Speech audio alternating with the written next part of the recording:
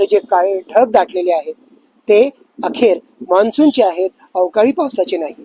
हवामान खात्यानं जाहीर केलेलं आहे की विदर्भात 95% भागावरती मान्सून सक्रिय झाला असून येणाऱ्या आठवड्यात सर्वत्र मध्यम दर्जाच्या पावसाची अपेक्षा आहे.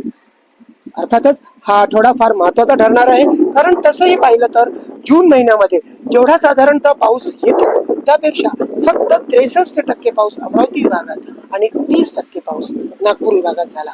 आकड्यात सांगायचं झालं तर 93 मिलीमीटर पाऊस अमरावती विभागात आणि 56 मिलीमीटर पाऊस नागपूर विभागात झाला. पण त्यातही सर्वाधिक वाटा अवकाळी पावसाचा होता हे विसरून चालणार नाही.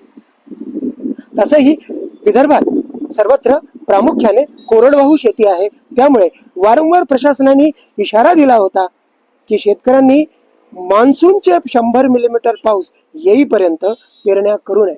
असे असले तरी ज्या ज्या ठिकाणी सिंचनाच्या काही सुविधा आहेत तिथे काही अंशी पेरण्या झालेल्या आहेत. 18.56% अमरावती विभागात तर 2.71% फक्त नागपूर विभागात. त्यामुळे हा आठवडा फार महत्वाचा ठरणार आहे. या ढगांकडनं शेतकऱ्यांना फार अपेक्षा आहेत.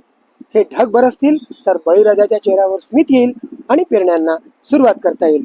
नागपूर येथून संजय तिवारी, NDTV मराठी.